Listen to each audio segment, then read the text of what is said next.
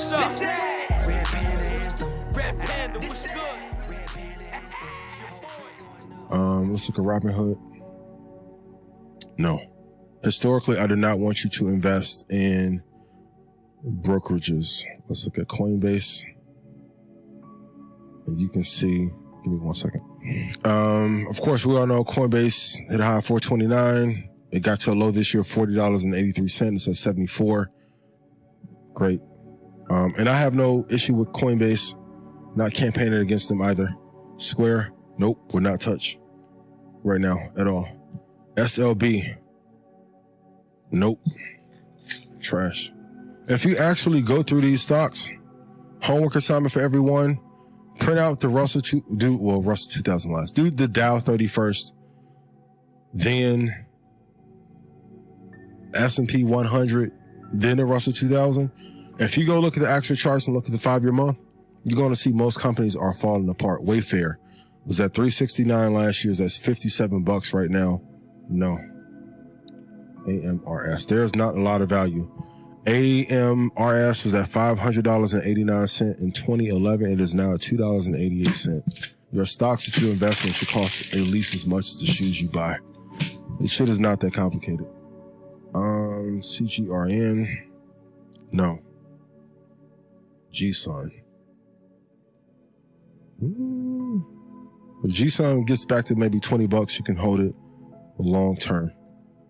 EYES. No. Can you guys see, if you're looking at a 5-year month chart, which we have here, can you guys see the trend of a lot of these? A lot of these are under $100, which is a sign it's no good. They'll have 1 month or a couple of good weeks that pushes them up, like here. It went from $1.47, shot up to $20. And we all want the trade that goes from $1.50 to $25, so we can dream about what we'll do with the money, right? But then when it falls apart, you have to know when to exit. And this same thing happened recently. It went from $1.69 up to $5.27. No, leave it alone. For my swing traders, good trade though. If you know the time when to get in. MAXN, no good. DCFC. For those of you who come to London, I want to let you know I will be exclusively covering stocks in the European market in German DAX. So I won't be hitting you with 2 Tech 2 index. Even though they do have index funds there, I'm going to cater the presentation that I do with Trap to you guys. SFIX, no good. REAL. Like, ladies, like, remember, you know when you be out at the club and the club about to close and it's 2:30 and you got the ugly dude in your face who been hollering at 62 women all night, and then now he trying to get to you because it's like closing hours. This is the part of the market that we're in right now.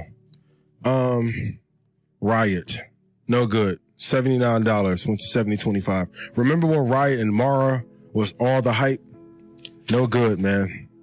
I don't know what to tell you. I will say though, my competitive advantage is that I can trade futures. My stance on some of these may be different if I didn't have the futures market. SBEV, $26.99 in 2018 is now $2.13. No bueno, no good. No good, no good, no good. Let's look at purple. Nope. Nope. VOD. Nope. VOD went from $13.18 last year to a low of $1.28.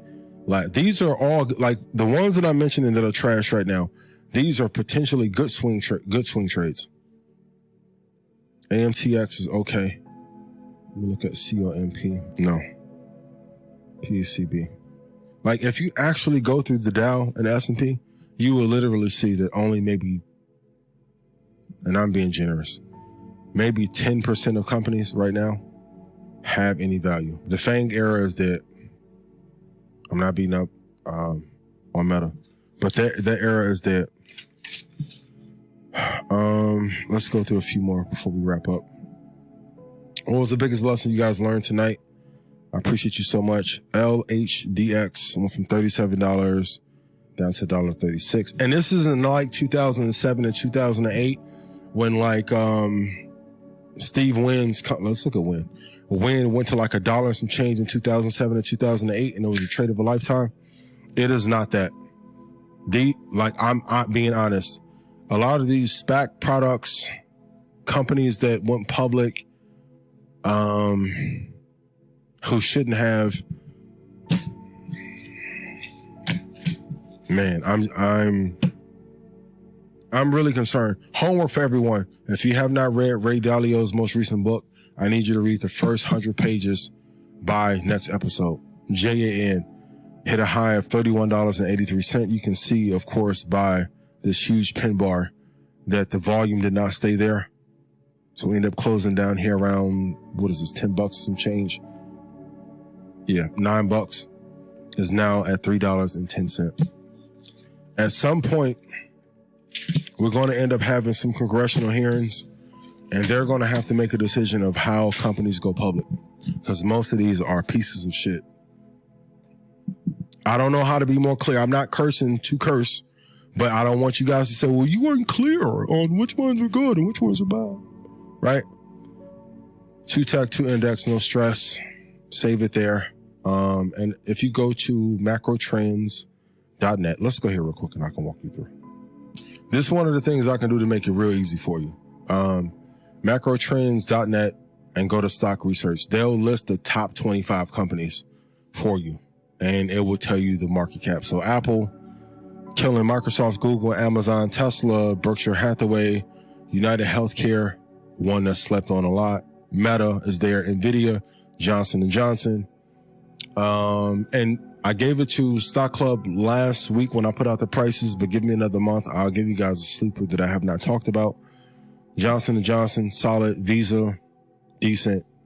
ExxonMobil, I would not touch. Walmart, solid. Procter & Gamble, good. JP Morgan, good.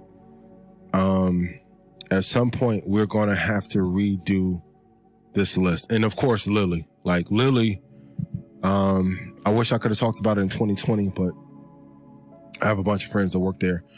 Eli Lilly is probably the sleeper that everyone should be investing way more in. Let's go look at it real quick. And let's look at Eli Lilly for the last 20 years. I mean, let's just look at it recently, though. If we look since 2017, look at this upward growth. All you have to do is buy quality and let the profits roll in for you. That's crypto, that's real estate, that's across the board. Only thing I want you to do is buy quality companies, quality assets, and let the money work for you. And even if we go recently, they dropped down to 296 when the market was falling apart. They are now at 322. Buy quality. I want you to write in chat, what are the 4 companies that you're going to tie your portfolio to and hold on to forever?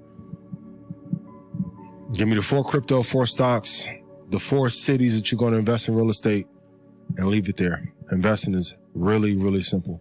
Don't deviate from that. I love y'all. I appreciate y'all dearly. But as I said last week, China is going to have some issues. Unless, well, I know I keep telling y'all I'm going to let y'all go. Look at me lying and over-delivering as usual.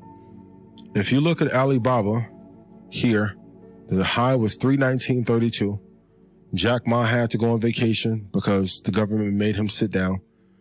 At $57.20, that's the all-time low. I like it if it gets back to that low or if it gets below $50.